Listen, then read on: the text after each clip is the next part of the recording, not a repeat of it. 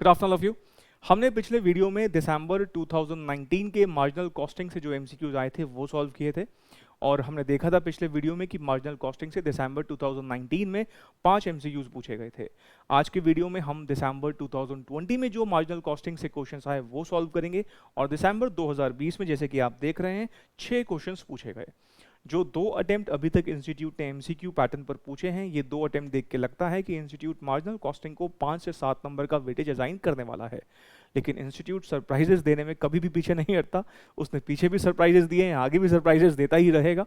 और मैं अगर ओल्ड सिलेबस का कॉस्टिंग का पेपर याद करूं तो वहां पर मार्जिनल कॉस्टिंग से एक अटेम्प्ट ऐसा गया था जहां पर 20 से 22 एमसीक्यूज पूछे थे, जबकि ओल्ड सिलेबस में इसका एवरेज वेटेज 8 से 10 नंबर का था, लेकिन 20 से 22 नंबर तक भी इंस्टीट्यूट गया। तो अगर इंस्टीट्यूट को न्यू सिलेबस में इस चैप्टर से कोई सरप्राइज देना हुआ तो मुझे लगता है कि वो 5 से 15 नंबर तक के बीच में कुछ भी वेटेज असाइन कर सकता है। ठीक है, तो इस चैप्टर को आपको प्रायोरिटी लिस्ट पे रख के जाना है। बिना टाइम खराब किए हम एग्जाम के क्वेश्चन सॉल्व करना स्टार्ट करते हैं। पिछले वीडियो में जैसे कि मैंने आपको बता दिया था कि हम ये क्वेश्चन सॉल्व कर रहे हैं जो इंस्टीट्यूट ने गाइडलाइंस वेबसाइट पर अपलोड करी है, जिसका लिंक मैंने डिस्क्रिप्शन में शेयर कर दिया है। ठीक है, चलिए क्वेश्चन नंबर है 63। जो पहला क्वेश्चन आया मार्जिनल कॉस्टिंग से दिसंबर 2020 में, क्वेश्चन नंबर 63। एक बात और, जो प्लेलिस्ट हमने बनाई है एग्जाम क्वेश्चंस की, उसका लिंक भी मैंने डिस्क्रिप्शन में शेयर कर दिया है। चलिए क्वेश्चन नंबर 63 पढ़ते हैं। A company has profit volume ratio 40%. By what percentage must variable cost be decreased to offset 25% reduction in selling price so as to maintain the same PV ratio।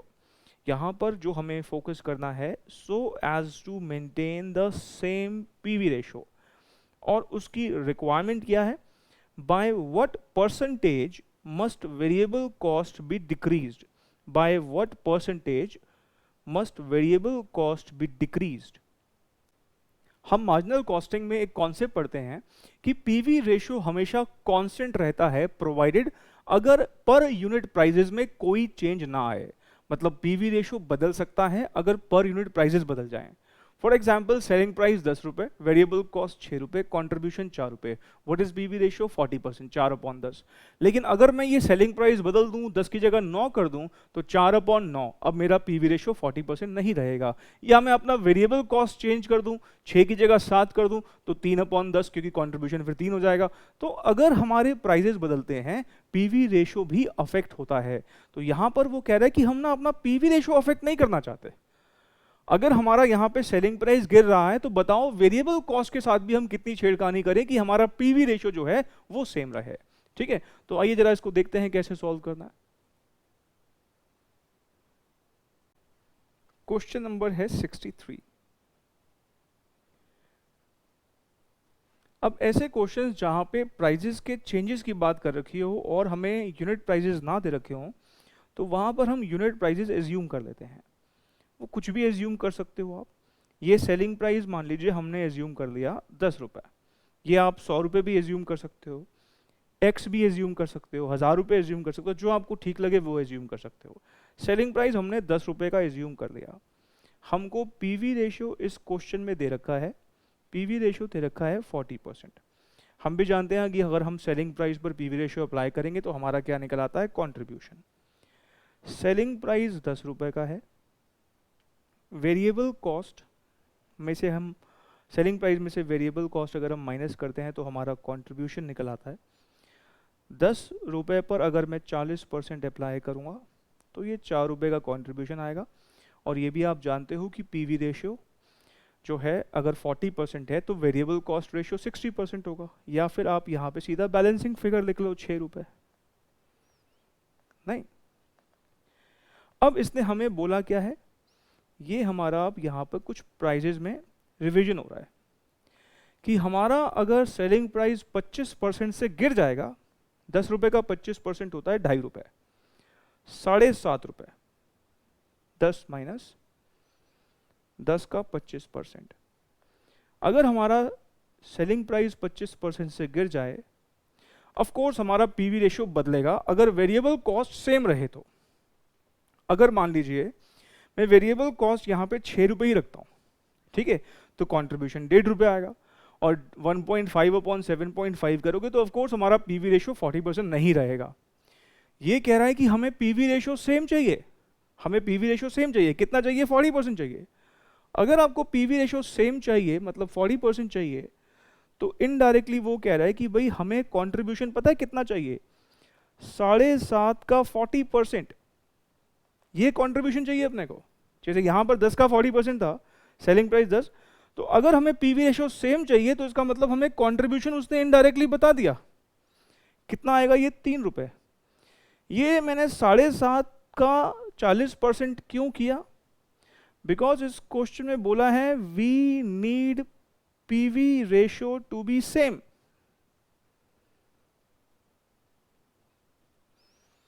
We need PV ratio to be same मतलब ये कि हमारा अब अगर variable cost देखोगे तो वो 4.5 रुपए का आएगा बैलेंसिंग फिगर। कुछ बच्चों को डाउट हो सकता है, आप चेक कर लो हमारा पीवी रेशियो सेम है, हमारा कंट्रीब्यूशन 3 रुपए है, डिवाइडेड बाय 7.5 रुपए का सेलिंग प्राइस, परसेंटेज में अगर मैं कन्वर्ट करूं तो कितना आता है? 40%। आप चेक कर लो कि हमारा पीवी रेशियो जो है वो सेम ही है। लेकिन इसने हमसे मांगा क्या है, एक बार चेक कर लेते हैं। By what percentage must variable cost be decreased? क्या हमारा वेरिएबल कॉस्ट हमको गिराना पड़ा? हाँ, हमें वेरिएबल कॉस्ट गिराना पड़ा, तभी तो हमारा पीवी रेशियो सेम रहेगा। अगर वेरिएबल कॉस्ट को हम सेम रखेंगे तो पीवी रेशियो तो बदल जाएगा ना ऐसे तो वेरिएबल कॉस्ट तो गिराना पड़ा। कितने से गिराना पड़ा? परसेंटेज में पूछा है, 1.5 रुपए से गिरा है और परसेंटेज में निकालना हो, percentage decrease in variable cost. तो कैसे निकालते हैं परसेंटेज? जितना चेंज आता है, चेंज कितना है? चेंज जितना आता है उसको डिवाइड कर देते हैं ओरिजिनल से। चेंज को डिवाइड कर देते हैं ओरिजिनल से। चेंज है 1.5 का, ओरिजिनल है 6 रुपए, उसको मल्टीप्लाई कर देते हैं 100 से, तो हमारा परसेंटेज निकल के आ जाएगा। तो ये करो जी फटाफट, कितना आ रहा है? 25%। 25% इज द आंसर। तो करेक्ट है बी। नेक्स्ट क्वेश्चन जो आया 69 नंबर आया। XYZ Limited manufactures 3 products X, Y and Z. Sales value mix ratio of these products are 20%, 30% and 50% respectively. Corresponding variable cost to sales ratio, ध्यान रखना PV ratio नहीं दे रखा है इसने, क्या दे रखा है हमें? Variable cost to sales ratio दे रखा है, मतलब VC रेशियो दे रखा है 50, 30 एंड 20%। फिक्स कॉस्ट दे रखी है 35,500, अलग अलग प्रोडक्ट्स की नहीं, कंबाइन फिक्स कॉस्ट दे रखी है। और क्योंकि कंबाइन फिक्स कॉस्ट दे रखी है तो वो मुझसे अलग अलग ब्रेक इवन पॉइंट तो ऑफ कोर्स मांगेगा ही नहीं, इसलिए उसने मुझसे क्या मांगा है? इसने मुझसे मांगा है overall break even point in value, का मतलब रुपीज में मांगा है। क्वेश्चन 69, इसने हमसे ओवरऑल ब्रेक इवन पॉइंट मांगा है। ओवरऑल ब्रेक इवन पॉइंट मांगा है और ओवरऑल ब्रेक इवन पॉइंट में हमें कंबाइंड फिक्स कॉस्ट, मतलब जितने भी प्रोडक्ट्स हैं उन सब की कंबाइंड फिक्स कॉस्ट, और एक ओवरऑल पीवी रेशियो कंप्यूट करना पड़ेगा। किसी एक इंडिविजुअल प्रोडक्ट का पीवी रेशियो नहीं, ओवरऑल पीवी रेशियो। अब कंबाइंड फिक्स कॉस्ट तो हमें यहाँ पे दिया हुआ है, अगर आप देखोगे क्वेश्चन में, ये तो हमें पता है 35,500 गिवन है। हमें यहाँ पर मेनली किस पर फोकस करना है? ओवरऑल पीवी रेशियो पर। चलिए फिर, calculation of overall PV ratio. हम यहाँ पीवी रेशियो से क्यों डिवाइड कर रहे हैं? बिकॉज उसने हमसे वैल्यू में मांगा है, रुपीज में मांगा है। X, Y, Z sales.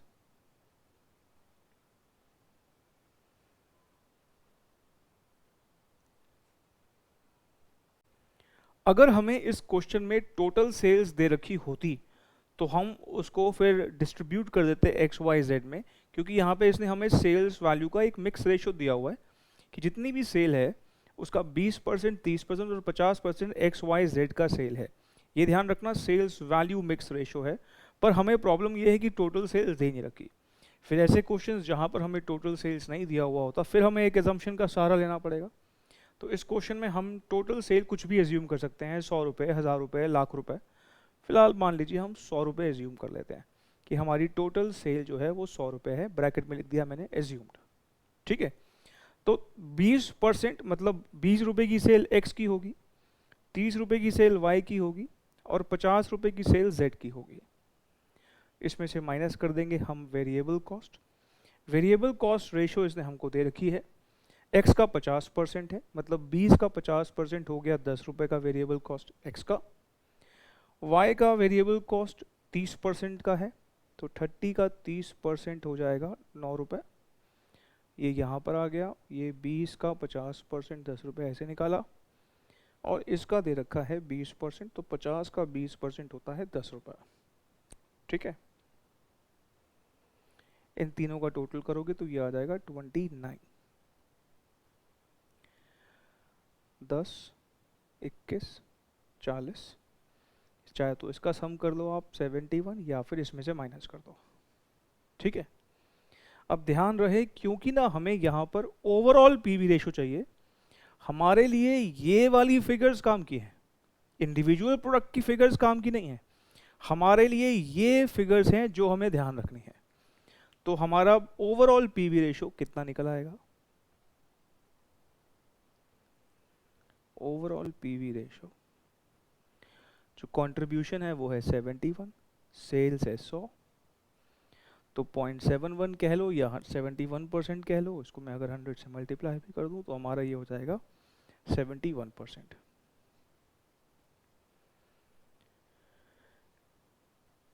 Overall break even point rupees में, कंबाइंड फिक्स कॉस्ट हमारी है 35,500 और ये है 71% से डिवाइड कर दो, कितना आ गया ये? 50,000। 50,000, तो हमारा सही आंसर है ए। हमने क्लास में ओवरऑल ब्रेक इवन पर बहुत सारे क्वेश्चन सॉल्व किए थे, और जो बच्चे मुझसे पढ़े हुए हैं उनको पता हो ये क्वेश्चन हमारी बुक से ही है, क्वेश्चन नंबर 102। चलिए बढ़ते हैं अगले क्वेश्चन की तरफ, question number 76।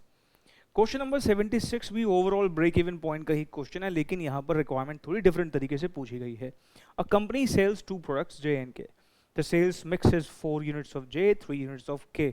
Contribution margin per unit आपको दिया हुआ है J का 40 रुपये और K का 20 रुपये।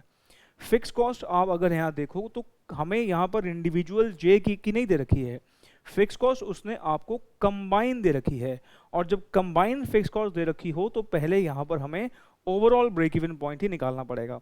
लेकिन इसने हमसे मांगा क्या है? इंडिविजुअल ब्रेक इवन पॉइंट मांगा है JK का। ये कैसे निकलेगा इस पर हमें यहाँ पर बात करनी है। इस क्वेश्चन को सॉल्व करने से पहले मैं आपको एक चीज़ रिमाइंड करवाना चाहूँगा कि हमने कंपोजिट ब्रेक इवन पॉइंट का कॉन्सेप्ट एक देखा हुआ है। कंपोजिट ब्रेक इवन पॉइंट या ओवरऑल ब्रेक इवन पॉइंट जिसको बोलते हैं, उसको कैलकुलेट करने के दो तरीके होते हैं हमारे पास, कांस्टेंट सेल्स मिक्स और वेरिएबल सेल्स मिक्स। और मैंने क्लास में ये बताया था कि जो ज़्यादा इंपॉर्टेंट है वो कांस्टेंट सेल्स मिक्स वाला अप्रोच है, और अगर क्वेश्चन कुछ भी ना कहे कि कौन सी अप्रोच से करना है तो हम मान के चलते हैं कि कांस्टेंट सेल्स मिक्स वाला अप्रोच ही पूछा गया है, क्योंकि ज़्यादा लॉजिकल होता है। इस पर हमने बहुत सारी बातें कर रखी हैं, हालांकि जिन्होंने ये नहीं भी पढ़ा हुआ, हम अभी क्वेश्चन जैसे सॉल्व करेंगे और बहुत कॉमन सेंस लगा के सॉल्व करेंगे, तो ऐसा कोई प्रॉब्लम आपको समझने में नहीं आएगी। ठीक है, तो चलिए स्टार्ट करते हैं क्वेश्चन नंबर 76 को सॉल्व करना। देखो जो क्वेश्चन अभी हम कर रहे हैं क्वेश्चन 76, इसमें एक कंफ्यूजन बच्चे को हो सकती है, वो ये कि सर यहाँ तो इंडिविजुअल ब्रेक इवन पॉइंट निकाला है, तो आपको ये कंपोजिट ब्रेक इवन पॉइंट का क्वेश्चन क्यों लग रहा है? मुझे कंपोजिट ब्रेक इवन पॉइंट का क्वेश्चन इसलिए पता लगा कि है क्योंकि यहाँ पे फिक्स कॉस्ट एक कंबाइन दे रखी है। अगर तो ये फिक्स कॉस्ट अलग अलग J और K की दे रखी होती, फिर तो मैं क्या करता, J की फिक्स कॉस्ट को डिवाइड करता उसके कंट्रीब्यूशन पर यूनिट से, K की फिक्स कॉस्ट को डिवाइड करता उसके कंट्रीब्यूशन पर यूनिट से। पर फिक्स कॉस्ट यहाँ पर कंबाइन है। जब फिक्स कॉस्ट कंबाइन होती है तो फिर ब्रेक इवन पॉइंट भी कंबाइन या ओवरऑल निकल के आता है, और उसके बाद उस ओवरऑल ब्रेक इवन पॉइंट को हम स्प्लिट करते हैं J और K के बीच में, ताकि इंडिविजुअल भी निकाल सके। तो यहाँ पर फिक्स कॉस्ट कॉमन होना एक बहुत बड़ा इंडिकेटर है कि ये ओवरऑल ब्रेक इवन पॉइंट का क्वेश्चन है। ठीक है जी, तो चलिए आइए, अब यहाँ पर क्योंकि अगर आप देखोगे चारों ऑप्शन जो है वो यूनिट्स में है, यूनिट्स में है, इसलिए इसका ओवरऑल ब्रेक इवन पॉइंट भी कैसे निकलेगा, यूनिट्स में ही निकलेगा। और यूनिट्स में ब्रेक इवन पॉइंट जब निकालना हो तो हमें डिवाइड करना पड़ता है कंट्रीब्यूशन पर यूनिट से। तो पहले तो हम यहाँ पर overall break even point units का फॉर्मूला लिख लेते हैं। यूनिट्स में क्यों निकाल रहे हैं, क्योंकि आंसर्स यूनिट्स में है, रुपीज में होता तो फिर हम पीवी रेशियो का यूज करते हैं। Combined fixed cost divided by एक एवरेज कंट्रीब्यूशन लेंगे हम, एवरेज कंट्रीब्यूशन पर यूनिट। सबसे पहले यहां पर हम प्रोडक्ट जे के, यूनिट्स हमको यहां पर जे और के नहीं पता, लेकिन उसके यूनिट्स का रेशो क्या है ये पता है। Sales mix is 4 units of J 3 units of K, मतलब जो भी यूनिट्स हैं उसका रेशो 4:3 है। मतलब फिर यहां पर एजम्पशन लेनी पड़ेगी, आप चाहे 400 300 लो, 4000 3000 लो, या सिंपली 4 और 3 ले लो, भाई रेशो चाहिए अपने को, रेशो से मतलब है। तो यहां पर हमें क्या करना पड़ेगा, यूनिट्स हम 4 और 3 ही एज्यूम कर लेते हैं, मतलब टोटल यूनिट हम मान लेते हैं 7। आप ये 7000 मानोगे तो 4000 3000 ले लेना, 700 मानोगे तो आप इसको 400 300 ले लेना, जो भी आप मान सकते हो एज्यूम कर सकते हो। मैं ये हालांकि जब हम पूरी नॉर्मल क्लास लेते हैं तो इस यूनिट से फर्क नहीं पड़ता, मैं ये बात प्रॉपर्ली प्रूव करके दिखाता हूँ, बट अभी क्योंकि यहाँ पे टाइम का कंस्ट्रेंट है इसलिए हम प्रूव तो नहीं कर पाएंगे, लेकिन सॉल्व जरूर कर लेंगे इसको। अब यहाँ पे लिखो इनका कॉन्ट्रीब्यूशन 40 20, तो ये 1 यूनिट का कंट्रीब्यूशन है। तो अगर मैं टोटल कंट्रीब्यूशन पूछूं तो टोटल कंट्रीब्यूशन क्या हुआ, 1 यूनिट का 40 रुपए, 4 यूनिट का 160, ऐसे ही ये 60, तो हमारा टोटल कंट्रीब्यूशन हो गया 220। हमारे टोटल यूनिट्स है 7, हमें चाहिए 1 यूनिट का कंट्रीब्यूशन, तो एवरेज कंट्रीब्यूशन पर यूनिट 220 रुपए, 7 यूनिट्स का कंट्रीब्यूशन है जिसमें जे और के दोनों शामिल हैं। ये आ रहा है, कैलकुलेटर पे मैं करके देखूं तो 31.43। अच्छा मान लीजिए आपने ये यूनिट 4 3 ना लेके 400 और 300 लिए होते, अगर आपने ये 400 और 300 लिए होते तो 400 इंटू 40 ये होता 16,000 रुपये, और ये 300 इंटू 20 होता 6,000 रुपये। तो इसका मतलब फिर हमारा कैसे आता, फिर 16 और 6 कितना होता, 22,000, और हमारे ये यूनिट कितने होते 400 और 300 700। आप अगर चेक कर लोगे अभी भी हमारा कितना आ रहा है 31.43। तो ये ध्यान रखना, यूनिट्स का नंबर कुछ भी हो, इसका रेशियो लेकिन 43 रहना चाहिए, वो इंपॉर्टेंट है। ठीक है, तो हमारा यही आएगा, फिर 31.43 ही आएगा। अब आप यहाँ पर ओवरऑल ब्रेक इवन पॉइंट निकाल लो। ओवरऑल ब्रेक इवन पॉइंट के लिए कंबाइंड फिक्स कॉस्ट हमें दे रखी है यहाँ पर 3,08,000, 31.43 से डिवाइड कर दो।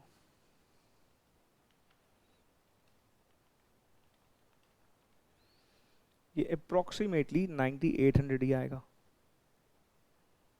9799.55 है, राउंड फिगर कर दोगे तो 9800 आएगा। अब हमें करना क्या होता है, अब क्योंकि ये जो ब्रेक इवन पॉइंट है ये जे और के का ध्यान रखना कंबाइंड ब्रेक इवन पॉइंट है, अब मुझे तो इंडिविजुअल चाहिए, तो मैं इस कंबाइंड ब्रेक इवन पॉइंट को स्प्लिट कर दूंगा जे और के के बीच में, किस रेशो में, सेल्स के रेशो में, इसलिए इसको सेल्स मिक्स रेशियो मेथड भी कहते हैं। इसको मैं 4:3 के रेशो में डिवाइड कर दूंगा।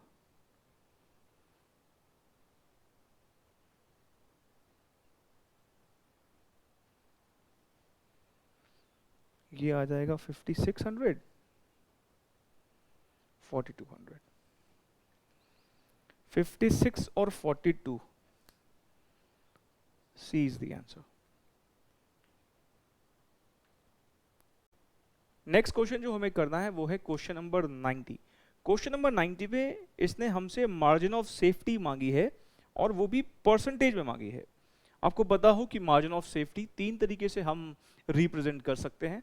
सेल्स रुपीज़ में, मार्जिन ऑफ सेफ्टी रुपीज़ में, मार्जिन ऑफ सेफ्टी यूनिट्स में, और मार्जिन ऑफ सेफ्टी हम परसेंटेज में भी निकाल सकते हैं।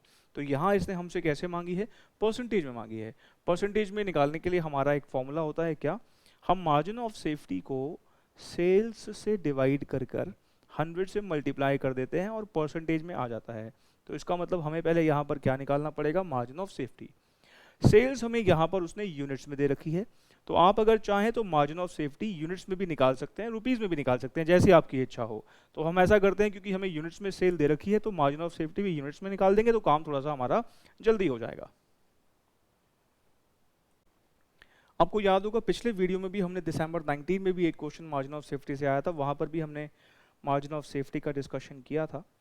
क्वेश्चन नंबर 90, सबसे पहले हम मार्जिन ऑफ सेफ्टी कैसे कैलकुलेट होता है उसका फॉर्मूला लिख लेते हैं। ब्रेक इवन पॉइंट के ऊपर जितनी भी सेल होती है उसको हम मार्जिन ऑफ सेफ्टी कहते हैं। तो sales minus break even sales, क्योंकि यहाँ पे डेटा हमें यूनिट्स में दिया हुआ है, जो हमने यूनिट सेल किए हैं, तो ऐसा करते हैं कि हम ब्रेक इवन पॉइंट्स भी यूनिट्स में ही निकाल लेते हैं। तो जो ये ब्रेक इवन सेल्स है हम अगर यूनिट्स में निकालेंगे, इसका फॉर्मूला होता है fixed cost upon contribution per unit. यही अगर रुपीज़ में निकालते तो पीवी रेशो लेना पड़ता। अब हमें यहाँ पर सेलिंग प्राइस दिया हुआ है 32 रुपये का, वेरिएबल कॉस्ट 50% की गिवन है, मतलब 16 रुपये हो गई। तो कंट्रीब्यूशन भी हमारा एक यूनिट का कितने रुपए हो जाएगा, 16 रुपये हो जाएगा। ठीक है, तो हमारी ब्रेक इवन सेल्स यूनिट्स में निकल आएगी। फिक्स कॉस्ट हमें दे रखी है 96,000 की, और 16 रुपये हमारा कंट्रीब्यूशन पर यूनिट है। तो हमारा ब्रेक इवन पॉइंट कब अचीव हो रहा है, 6000 यूनिट्स पर, 6000 यूनिट्स। ठीक है, तो हमारी मार्जिन ऑफ सेफ्टी हो जाएगी 10,000 यूनिट्स की हमारी सेल है, हमारा ब्रेक इवन अचीव होता है 6000 यूनिट्स पर। तो सेफ्टी कितनी है, मार्जिन कितना है, 4000 यूनिट्स का। लेकिन हमें यूनिट्स में नहीं, हमें तो परसेंटेज में चाहिए। तो परसेंटेज के लिए हमें क्या करना पड़ता है, मार्जिन ऑफ सेफ्टी को हम सेल से डिवाइड करके 100 से मल्टीप्लाई कर देते हैं। 4000 10,000 इंटू 100 40%। अच्छा, ये परसेंटेज क्या रिप्रेजेंट कर रहा है, ये परसेंटेज रिप्रेजेंट कर रहा है कि हमारी 10,000 की सेल है और 40% की हमारे पास मार्जिन ऑफ सेफ्टी है। मतलब अगर हमारी सेल्स 40% से गिर भी जाती है, भाई हमारा ब्रेक इवन पॉइंट 6000 पे आ जाता है, सेल्स अगर 40% से गिर भी जाती है तब भी हम नो प्रॉफिट नो लॉस की सिचुएशन पे ही पहुंचेंगे। तो हमारे पास मार्जिन जो है वो परसेंटेज में कितना है, 40%। कि 40% से सेल अगर गिर भी गई तो हमें कोई दिक्कत नहीं आएगी। हाँ, 40% से ज़्यादा अगर गिर जाएगी तो हमारी सेल फिर ब्रेक इवन पॉइंट के नीचे चली जाएगी, और ब्रेक इवन पॉइंट से नीचे ऑपरेट करना मतलब लॉसेस पे ऑपरेट करना। जैसे ब्रेक इवन पॉइंट से ऊपर ऑपरेट करते हैं तो प्रॉफिट्स होते हैं, ब्रेक इवन पॉइंट पे ऑपरेट करते हैं no profit no loss, break even point से नीचे ऑपरेट करेंगे तो फिर हमारे लॉसेस होना शुरू हो जाते हैं। तो इसका सही आंसर जो है वो है ए। नेक्स्ट क्वेश्चन भी मार्जिन ऑफ सेफ्टी पर ही आया, लेकिन ये एक थ्योरेटिकल क्वेश्चन था। मार्जिन ऑफ सेफ्टी में be improved by lowering fixed cost, increasing volume of sale, increasing selling price, या ऑल ऑफ दी अबव। अब आपको याद होगा ऐसा ही कुछ क्वेश्चन, ऐसा ही कुछ डिस्कशन हमने पिछले वीडियो में भी किया था, जब हमने दिसंबर 19 वाले क्वेश्चन सॉल्व किए थे। वहां पर मैंने एक हाइपोथेटिकल एग्जांपल लेके ये सब एक्सप्लेन भी किया था। मार्जिन ऑफ सेफ्टी हमारी इंप्रूव कब कब हो सकती है। अब जरा सोचो, अगर हम फिक्स कॉस्ट अपनी कम कर देते हैं, फिक्स कॉस्ट कम कर देंगे तो हमारा ब्रेक इवन पॉइंट जल्दी आ जाएगा, और ब्रेक इवन पॉइंट जल्दी आ जाएगा। जैसे कि अभी हमारा ब्रेक इवन पॉइंट इस क्वेश्चन में कितने पे आया हुआ है, 6000 पे आया हुआ है। अगर मान लो मैं अपने फिक्स कॉस्ट और कम कर देता हूँ, फिक्स कॉस्ट कम कर दूंगा तो ये ब्रेक इवन पॉइंट जल्दी अचीव हो जाएगा से 4000 पर। अगर ये ब्रेक इवन पॉइंट 4 पे अचीव हो जाएगा तो मेरा मार्जिन ऑफ सेफ्टी 6000 हो जाएगा, मतलब बढ़ जाएगा। तो फिक्स कॉस्ट अगर कम करते हैं तो margin of safety of course improve होती है। तो पहला तो ठीक है। इंक्रीजिंग वॉल्यूम ऑफ सेल्स, यही 10,000 यूनिट्स की बजाय मैं अगर मान लो 15,000 यूनिट्स बेचना शुरू कर दूं तब भी मेरी मार्जिन ऑफ सेफ्टी बढ़ेगी। अगर हमारा ब्रेक इवन पॉइंट इस क्वेश्चन में 6000 पे आता है और हम 10 की जगह 15,000 यूनिट्स बेचना शुरू कर दें तो हमारा जो मार्जिन ऑफ सेफ्टी है वो ऑटोमेटिकली 9000 हो जाएगा, तब भी बढ़ेगा। तो सेकंड भी ठीक है। इंक्रीजिंग सेलिंग प्राइस, अब ऑफ कोर्स अगर आप सेलिंग प्राइस बढ़ाएंगे तो आपका कंट्रीब्यूशन पर यूनिट बढ़ेगा, और अगर कंट्रीब्यूशन पर यूनिट बढ़ेगा तब भी आपका ब्रेक इवन पॉइंट जल्दी अचीव होगा। मान लो हमारा कंट्रीब्यूशन पर यूनिट यहाँ पर 16 रुपए का है, ठीक है। अगर मान लो ये कंट्रीब्यूशन पर यूनिट बढ़ जाए, क्योंकि सेलिंग प्राइस बढ़ेगा तो कंट्रीब्यूशन बढ़ेगा, मान लो ये जो सेलिंग कंट्रीब्यूशन है 16 की जगह 20 हो जाए, तो 96,000 को अगर मैं 20 से डिवाइड करता हूँ, 96,000 को 20 से डिवाइड करता हूँ तो ये आता है 4800। मतलब हमारा ब्रेक इवन पॉइंट फिर आ जाएगा कितने पर, 48 पर, तब भी हमारा मार्जिन ऑफ सेफ्टी इंप्रूव होगा। इसका मतलब इन तीनों ऑप्शन को हम देखें तो ये तीनों ही ठीक हैं, इन तीनों से ही मार्जिन ऑफ सेफ्टी इंप्रूव होती है, तो हम कह सकते हैं इसका सही आंसर है D, all of the above. आखिरी क्वेश्चन जो दिसंबर 20 में आया वो था क्वेश्चन 95। सेल्स आपको दी हुई है 1 लाख रुपए की, फिक्स कॉस्ट 12,000 रुपए की, प्रॉफिट 8,000 रुपए दिया हुआ है, और इसने हमसे मांगा है पीवी रेशियो। सिंपलेस्ट क्वेश्चन है, कोई दिक्कत ज्यादा नहीं है इस क्वेश्चन में। क्वेश्चन नंबर 95, यहाँ पर हम ये वाला रिलेशनशिप यूज कर लेते हैं। सेल्स रुपीज में निकालने के लिए एक रिलेशनशिप होता है fixed cost plus profit divided by PV ratio. Sales हमें यहाँ पे दी हुई है 1 लाख रुपए, फिक्स कॉस्ट भी हमको पता है 12,000, प्रॉफिट है 8,000, पीवी निकालना है, तो पीवी हो जाएगा हमारा 12 प्लस 8 20,000 अपॉन 1 लाख। अच्छा, अगर आप ध्यान से नोटिस करो, ये 20,000 बेसिकली कंट्रीब्यूशन तो हो गया, फिक्स कॉस्ट और प्रॉफिट मिला के क्या आता है, कंट्रीब्यूशन। दिसंबर 19 में आया था, मैच द फॉलोइंग भी आया था, फिक्स कॉस्ट और profit is equals to contribution होता है। तो कंट्रीब्यूशन ये सेल है, तो कंट्रीब्यूशन अपॉन सेल्स किसका फॉर्मूला, पीवी रेशियो का, 0.2। पर क्योंकि हमारे आंसर्स जो हैं वो परसेंटेजेस में है, तो उसको 100 से मल्टीप्लाई कर देते हैं, 100 से मल्टीप्लाई करके ये 20% हो जाएगा। सी इज द आंसर। देखो, मैं एक डिस्क्लेमर यहाँ देना चाहूँगा, हम यहाँ पर ना सिर्फ एग्जाम क्वेश्चन सॉल्व कर रहे हैं। ऑफ कोर्स मैं यहाँ पर डिटेल बात नहीं कर रहा हूँ। मार्जिनल कॉस्टिंग जब मैं क्लासेस में सॉल्व कराता हूँ तो नियरली 9 क्लासेस लगती हैं इसको, इस चैप्टर को ख़त्म करने में। बहुत सारे कॉन्सेप्ट है इस चैप्टर के अंदर, तो आई होप आप इस बात को समझेंगे कि यहाँ पर हम सिर्फ क्वेश्चन सॉल्व कर रहे हैं जो कि एग्जाम एमसीक्यूज हैं, ताकि अगर आपने कहीं से भी क्लासेस ली हैं, आपको दिसंबर 20 की क्वेश्चन सॉल्व करने में कोई प्रॉब्लम आ रही है, तो वो यहाँ से आपकी प्रॉब्लम सॉर्ट आउट हो सके। ठीक है, मिलेंगे अब हम अगले वीडियो में कुछ नए एग्जाम एमसीक्यूज के साथ। Thank you so much.